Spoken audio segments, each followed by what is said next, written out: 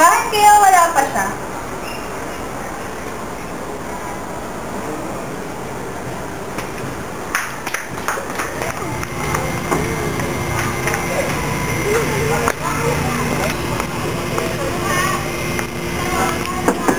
Maria Clara, Tia Isabel mo ito.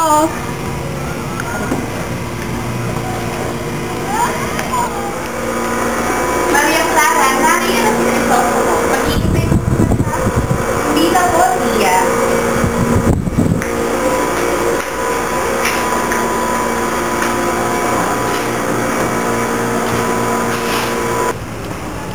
Nakapunta ka lang sa Europa, 2 weeks lang yung mga salita. Maraming magagandang babae sa ibang bansa ang nahulog sa pambobola mo. Mahal ko, anong bang apoy sa mapalad na yun na? Mapalad? Bakit? Dahil sa mga babae mo? Mapalad dahil sinagpasya ng ating mga magulang na ako ikasal sa pinakamagandang babae na ngayon nasa ako. Asus, binola pa ako. Labis akong nangulila sa iyo, Maria. Higit akong nawalila sa gusto mo. Patuwarin mo ako kung ako'y ipapaalam mo. Kailangan ko nang umuwi sa San Diego dahil bukas ay ang mga patay. Hanggang sa muli, mahal ko. Sinunod mo ba ang gusto niya? Bakit ka ba tanong na tanong? Okay ka na lang. Iwanan ko kay.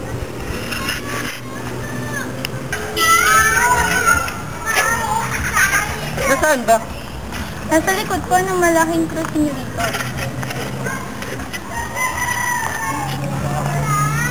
Dito ba? Ngunit hindi po rito natatandaan ko. Sandali lang po at ipagtatanong.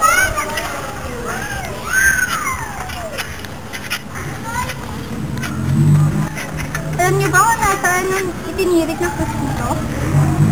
Yung malaking krus? Ah, sinunog ko na yun. Ano? Bakit mo ginawa yun?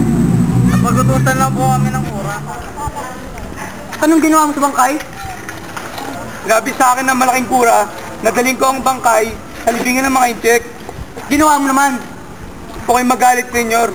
Mabigat po ang bangkay. At umuulan pa nung gabing yun. Kaya itinapon ko na lang ang bangkay sa ilog. Tinapon? Sa kabaliwan ng iyong ginawa. Pahinga na muna tayo, Christine.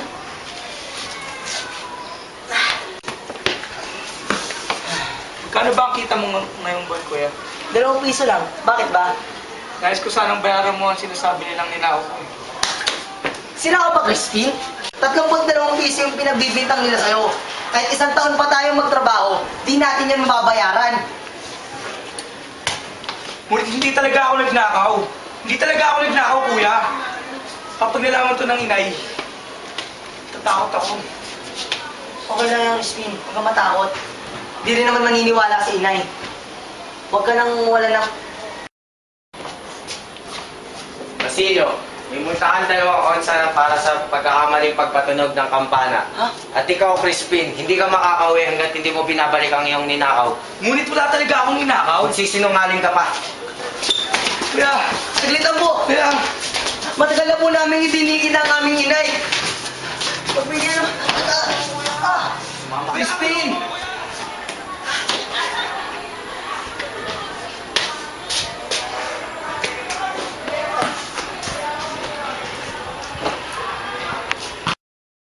Marami na gutom na ang mga anak ko. Hindi ko sila hayaang magutom, kaya maghahanda na ako ng pagkain.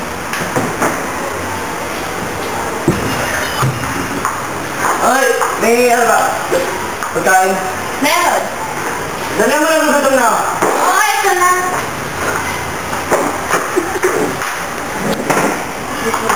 Wala na matira. Ngunit pa paano ang mga anak ko? Bakit may reklamo ka? Wala. Asa na ba yung mga bata mo? Wala pa na ako kung benta pa sila. Sandali lang, alis ka na? Inutusan mo ba ako? Hindi. Hindi mo ako pwede inutusan ha? Alis ako walang gusto ha? Maria Clara, ano kayo ni Ibarra? Kami ni Ibarra? Anong kami ni Ibarra? Hindi, ba't kararating lamang niya? Oo, sa katunayan, ipupunta siya dito ngayon at sabay kami mangingisda. Uy!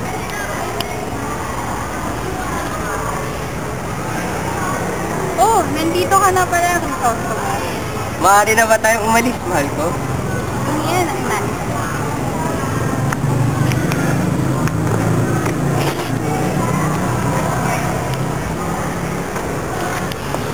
baliw? Sinong baliw? Baliw? Baliw! Sumayaw ka! Sumayaw? Gayahin mo ako!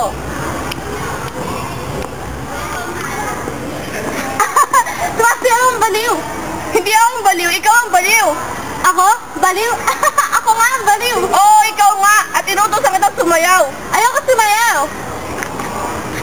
Sabi ng ikaw ang baliw! Baliw ka talaga! Aray! Aray! Konsolasyon! Baliw! Aray! Konsolasyon, tumigil ka na nga. Bitiwan mo nga ako!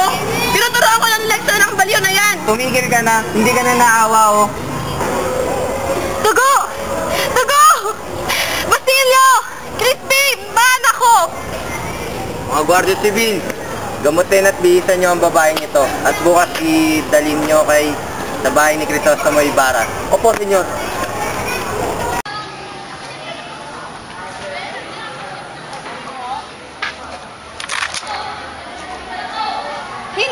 Hindi ito mahal.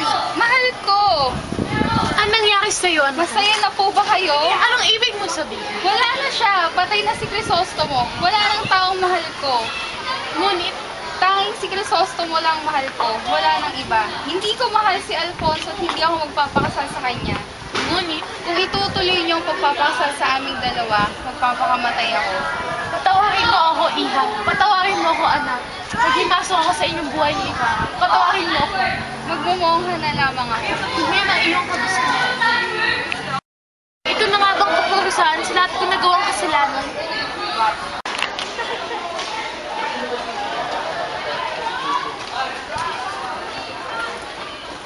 Wait, ano ba naman yan? Ang papangit ang dumadaan?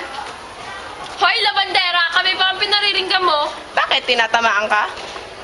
Ang sabi mo, labandera, gusto mo labahan ko yung kulot mong buhok? Gusto mo planchahin ko? Hoy, matandang mangkukulam! Kung makapagsalita ka, akala mo kung sino ka maganda! Alperes, pagsabihan mo yung asawa mo mukhang mangkukulam. Kung hindi ka lang isang babae, Victorina, liga na. Umuwi na tayo, wala tayong mapapala sa mga yan. Kapal na mukha mo, pilay na peking mga gagamit. Hindi mo man lang hinamon yung mayabang na Alperes na yun. Eh, mukha ba akong may laban sa kanya? Inay? Sino ka? Inay, si Basilio po, ang anak ninyo. Anak? Hindi kita anak. Hindi kita anak. Inay, huwag kayo matawag sa akin. Inay, Basilio? ako nga po. Anak ko! Inay. Inay! Inay! Bakit niyo po ko iniwan, Inay? Inay! Iyo. Ito po kayo. Ano bang gusto mo mangyari sa iyong inay? Gusto po siyang ibalagin sa sementero.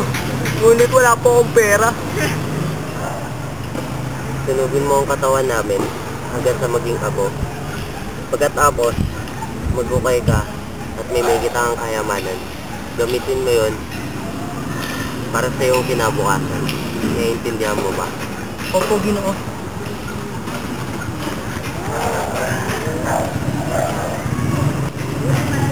Mamamatay ako, hindi masisilayan ang pagsikat ng araw sa aking panginoon.